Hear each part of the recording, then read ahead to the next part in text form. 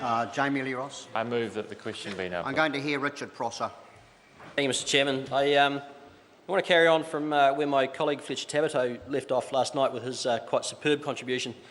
But I want to begin as he ended by referring to one of the supplementary order papers, one of the many very fine supplementary order papers in the name of my colleague Dennis O'Rourke. And it is number 00. It says that this Act is the New Zealand Flag Referendum Act 2015 to replace that name with the New Zealand Flag Referendums Destroying Our Heritage Amendment Act 2015, because that's fundamentally what this bill is about, Mr Chair. That's what this process is about. This process is really about a not very well hidden agenda to simply remove the Union Jack from our flag, because there are people who want to remove links to our British heritage.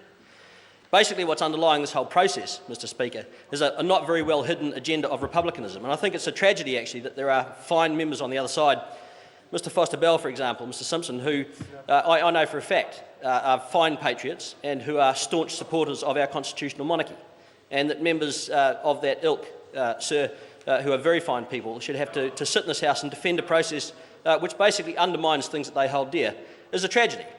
And the removing of the Union Jack, the Union flag, from our flag, Mr Chair, for whatever reason, simply because it's in association with our British past, is an anachronism. I mean, I'm not, my heritage is not predominantly British, Mr Speaker. I certainly have some British blood, but no English. But I absolutely appreciate and believe and recognise that everything that the British brought to the world was a great deal better than anything else that anybody else ever brought. I mean, if we're going to get rid of the English language, of Westminster democracy, of the separation of powers, the Magna Carta, the English Bill of Rights, the common law, Christian tolerance, and everything else that makes our society free and successful, then what does it propose we replace them with? And if we're not going to replace those things, if we're not going to get rid of those things, then what is either wrong or irrelevant about having the Union Jack, which is the symbol of them all, in the corner of our flag? We're not beholden to Britain, Mr Chair. Britain has no sovereignty over us. And Mr Seymour chipping away in the background. Hush now, Mr Seymour, the grown-ups are talking. The Canadians had a completely different scenario to contend with. They had a French component who weren't happy with the Union flag. Well, we are happy with the Union flag, Mr Chair, in New Zealand, and in New Zealand First. We are perfectly happy with the Union flag.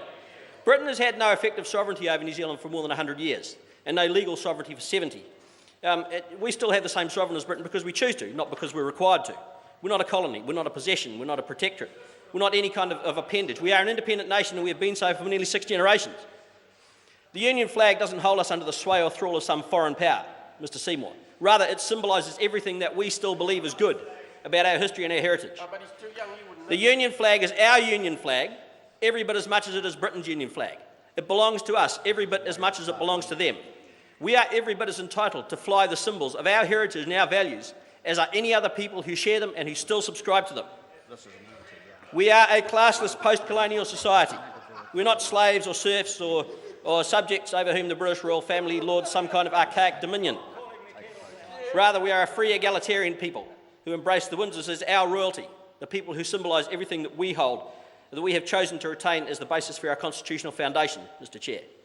We're not a federal republic like the United States, we are not a federal commonwealth like Australia, or a federated constitutional monarchy like Canada. We're a realm.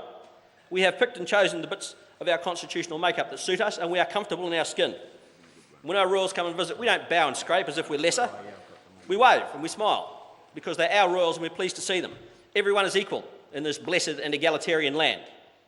You know, people talk about, some people on the other side, on the Republican side, the apologists, they talk about our association with our British history as being cringeworthy. You know what I find cringeworthy, Mr Chair? It's people who can't find pride in themselves about living in a democracy. It's people who can't find pride in the fact that the English brought Christian values to the Western world, that the British Empire brought the light of civilization into the deepest reaches of God's earth, and that the English-speaking world stood shoulder to shoulder against the darkness of tyranny twice and continues to do so every time freedom and right are challenged anywhere in the world. You're way off the mark. We're on part one. Thank you, Mr Chair. I find it cringeworthy that the perpetually dissatisfied among us belittle the values of the world of which our nation is a part and which the Union flag represents, Mr Chair.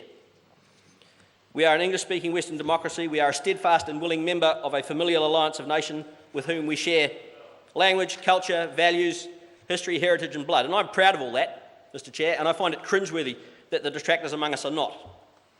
There are some, the apologists, the shamed. People have put... Mr Chair? Jami-Lee Ross. Move that the question be now The put. question is that the question be now